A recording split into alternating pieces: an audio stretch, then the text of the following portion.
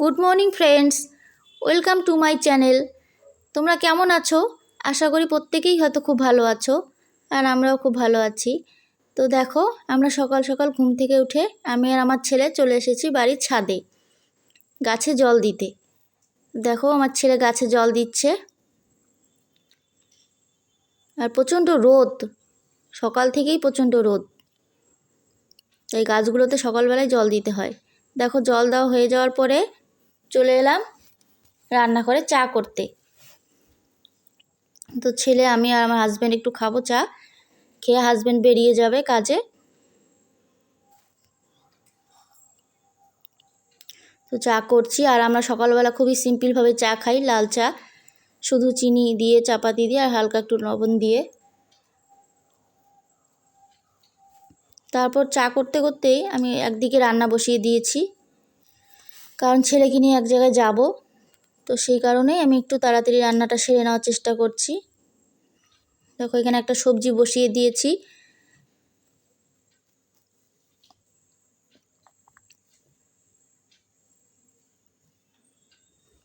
চাও হয়ে গেল, তো আমার চা রেডি। এখন আমরা চা খাবো। চা খেয়ে ছেলেকে নিয়ে বেরিয়ে পড়লাম, যাচ্ছি ছেলেকে নিয়ে। তো তোমরা দেখতে থাকো কোথায় যাচ্ছি। ছেলে সাইকেল নিয়ে যাচ্ছে। দেখো, চলে আসলাম। ছেলের ভ্যাকসিন আছে 10 বছরে, তো সেটাই দেওয়ার জন্য চলে এসেছি। সেখান থেকে ফিরে আমি আবার রান্নাঘরে চলে গেলাম, যেহেতু আমার বাকি রান্নাগুলো ছিল সেগুলো কমপ্লিট করিনি, সেগুলো করছি কমপ্লিট। তো একদিকে ভাত বসিয়েছি, একদিকে সবজি বসিয়েছি, সেটাও কমপ্লিট হয়ে গেল। এখানে আমি একটু কাঁঠালের বীজটা ভেজে নিচ্ছি। তারপর এটা করতে করতেই আমি একটু, দেখো, আটা মেখে রাখছি, যেহেতু সন্ধ্যাবেলা একটু টিফিন করতে হয় চায়ের সঙ্গে। তো সেটা করে আমি যে বাসনগুলো বেরিয়ে গেছিলো রান্নার, সেই বাসনগুলোই মেজে নিচ্ছি আমি।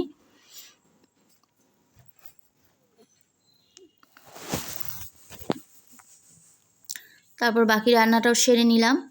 এটা ছিল আমার লাস্ট রেসিপি রান্না। এটা সেরে ছেলেকে খেতে দিয়ে দিলাম। তো আবার একদম চলে এলাম সন্ধ্যাবেলা, সন্ধ্যায় রুটি করতে। তো চা রুটি কমপ্লিট প্রায়। দেখো, আমি রুটি বানাচ্ছি এখানে। তো চা রুটি খেয়ে ছেলেকে পড়তে বসে গেছে ছেলে। তো আমার ভিডিওটা যদি তোমাদের ভালো লাগে, অবশ্যই লাইক, কমেন্ট, একটা সাবস্ক্রাইব করে দিও। আমার পাশে থেকো। গুড নাইট সবাইকে।